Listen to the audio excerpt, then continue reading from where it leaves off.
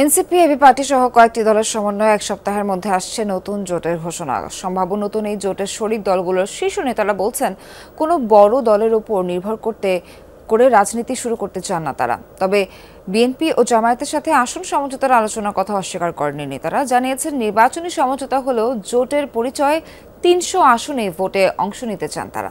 Lovely বিথের report. Orange সহ বিভিন্ন ফ্লেভারে Pran lollipop, juicy juicy world. BNP জামায়াতে ইসলামীর বলয়ের বাইরে আলাদা জোট গঠনের প্রক্রিয়া শুরু হয়েছে বেশ আগে থেকেই। এনসিপি গণ অধিকার পরিষদের সাথে একীভূত হওয়ার আলোচনায় কিছুদূর এগোনোর পর ভেস্তে যায়। এরপর জাতীয় নাগরিক পার্টি, এবি পার্টি, রাষ্ট্র সংস্কার আন্দোলন এবং আপ বাংলাদেশকে নিয়ে নতুন রাজনৈতিক জোট গঠনের আলোচনা শুরু হয়। এই জোটে যুক্ত করতে দর কষাকষি চলছে গণ অধিকার পরিষদ, গণতন্ত্র মঞ্চে থাকা কয়েকটি দলের সাথে।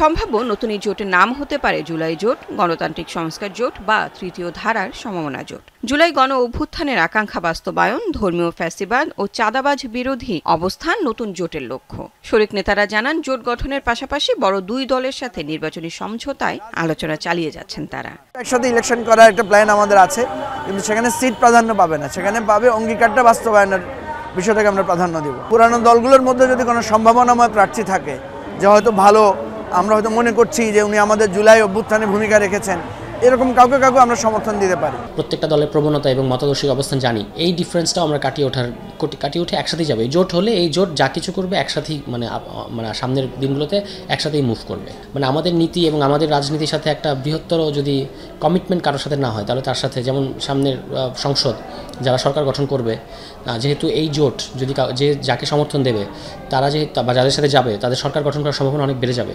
ফলে তারা সংস্কারের ক্ষেত্রে কোনো ধরনের ছলচাতুরি যেন না থাকে। জোটের পক্ষ থেকে সমঝোতার ভিত্তিতে ৩০০ আসনে প্রার্থী দিবে দলগুলো। বড় কোনো দলের সাথে আসন সমঝোতা হলেও নির্বাচনের মাঠে লড়বে জোট নিয়েই। তবে এই জোটের সব দল নির্বাচন কমিশনে নিবন্ধিত নয়। সেক্ষেত্রে প্রশ্ন, কোন প্রতীকে নির্বাচন করবে তারা? এই বিষয়ে এখনো ডিটেইলস আলাপ হয়নি। আমরা এটা দলীয়ভাবে সিদ্ধান্ত নিব। আমাদের দলীয় ফোরামে আমরা আলোচনাটা তুলে রাখছি।